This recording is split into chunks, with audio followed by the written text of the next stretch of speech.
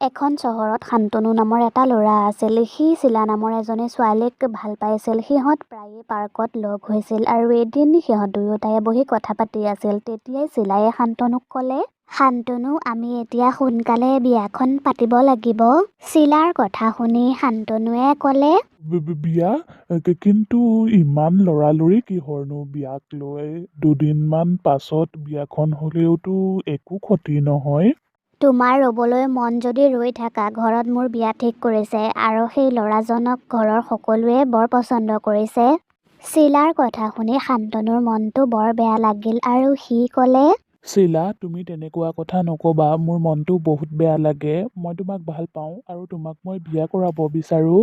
তোমাৰ যদি মোক বিয়া কৰোৱাবলৈ মন আছে তেতিয়াহ'লে কালিলৈ তোমাৰ মা দেউতাক লৈ আমাৰ ঘৰলৈ আহিবা, নহ'লে মই আন কাৰোবালৈ বিয়া হৈ গুচি যাম আৰু মোৰ বিয়াত তুমি খানা বিলোৱাৰ কাম কৰিবা। চিলাৰ কথা শুনি শান্তনু বৰ চিন্তাত পৰিল আৰু সি গোটেই ৰাতিটো সেই কথাটোকেই ভাবি থাকিলে আৰু পিছদিনা শোৱাৰ পৰা উঠি সি চিলাৰ ঘৰলৈ যাবলৈ সাজু হ'ল আৰু সি চিলাৰ ঘৰলৈ গ'ল। শান্তনুক দেখি চিলাৰ মাক দেউতাক আচৰিত হ'ল। শান্তনুৱে চিলা আৰু তাৰ বিষয়ে চিলাৰ মাক দেউতাকক ক'লে আৰু তেতিয়াই চিলাৰ দেউতাকে শান্তনুক ক'লে, শান্তনু, তোমাৰ আৰু চিলাৰ বিয়াখনক লৈ মোৰ একো অসুবিধা নাই। তোমাক এজন ভাল ল'ৰা যেন লাগিছে আৰু যিহেতু তুমি আৰু চিলায়ে ইজনে সিজনক ভাল পোৱা, গতিকে না কৰাৰ কথাই নাহে।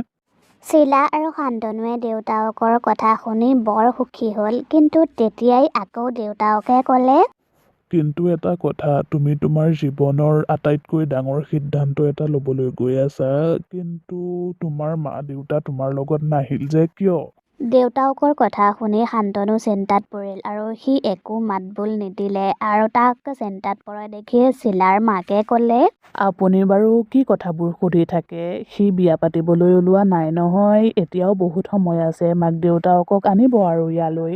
মাকৰ কথা শুনি শান্তনুৱে ভালকৈ উশাহ ল'লে আৰু কিছু সময় বহি সি গুচি গ'ল আৰু কিছুদিনৰ পাছতেই শান্তনু আৰু চিলাৰ বিয়া হৈ গ'ল আৰু তেনেকৈয়ে এদিন চিলায়ে শান্তনুক সুধিলে, শান্তনু, তুমি আমাৰ বিয়াৰ সময়ত তোমাৰ মা দেউতা আনকি তোমাৰ কোনো পৰিয়ালৰ মানুহকেই আমাৰ ঘৰলৈ নিনিলা। সেইবোৰ বাৰু বাদ দিলোঁ, কিন্তু এতিয়া মই তোমাৰ পৰিয়ালৰ মানুহৰ সৈতে চিনাকি হ'ব বিচাৰোঁ।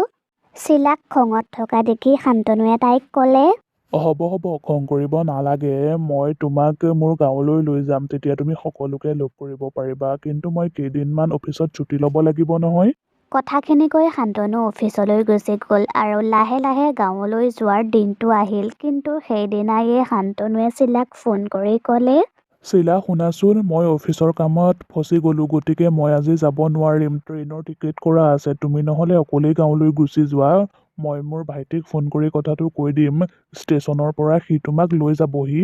শান্তনুৰ সেই কথাটো চিলাৰ বৰ এটা ভাল নালাগিল। তথাপিও ট্ৰেইনৰ টিকেট কৰা আছে বাবে চিলা ট্ৰেইনত উঠি গুচি গ'ল আৰু তাই সেই ষ্টেচনটোতেই নামিলে। বহুত ৰাতি হৈছিল, সেইবাবে তাই অকলে বৰ ভয় লাগিছিল। এই ষ্টেচনটো ইমান ভয় লগা আৰু কুকুৰবোৰেও ইমান চিঞৰি আছে। সিফালে শান্তনুৰ ভাইটিও আহি পোৱাহি নাই। মই নহ'লে অকলেই গুচি যাওঁ।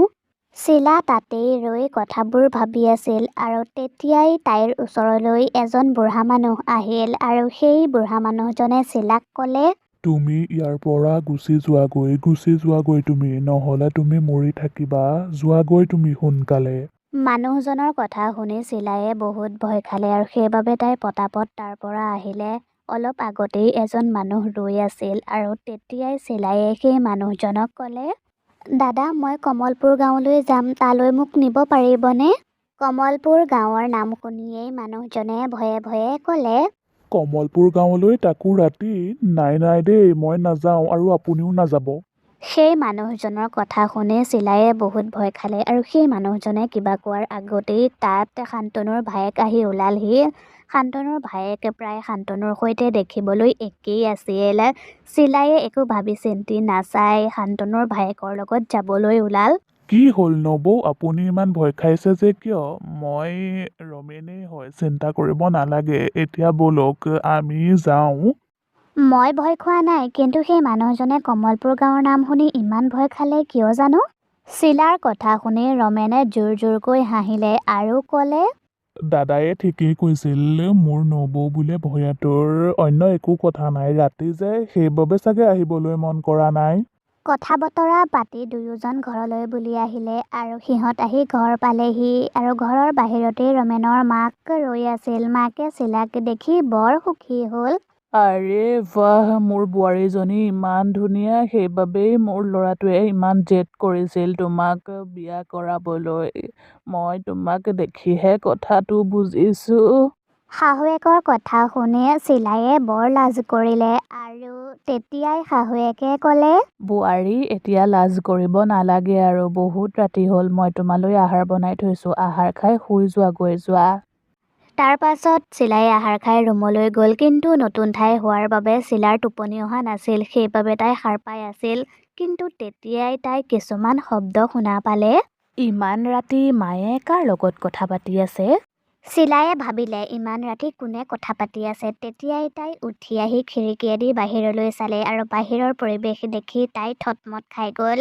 বাহিৰত শাহুৱেকে দুটা ভূত আৰু এজনী চোৰেলৰ সৈতে কথা পাতি আছিল আৰু চোৰেলজনীয়ে কৈছিল, ইমান দিনৰ মূৰত গাঁৱলৈ এটা চিকাৰ আহিছে আৰু তই কৈছ তাইক আমি খাব নালাগে? চোৰেলজনীৰ কথা শুনি শাহুৱেকে ক'লে, সেইজনী মোৰ বোৱাৰী, গাঁৱলৈ নতুনকৈ আহিছে। তোৰ যদি খাবলৈ মন আছে মোকেই খা, তাইক একো নকৰিবি।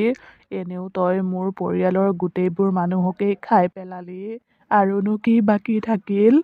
শাহুৱেকৰ কথা শুনি চোৰেলজনীয়ে হাঁহি হাঁহি ক'লে, আমিনো তোক খাই কি পাম?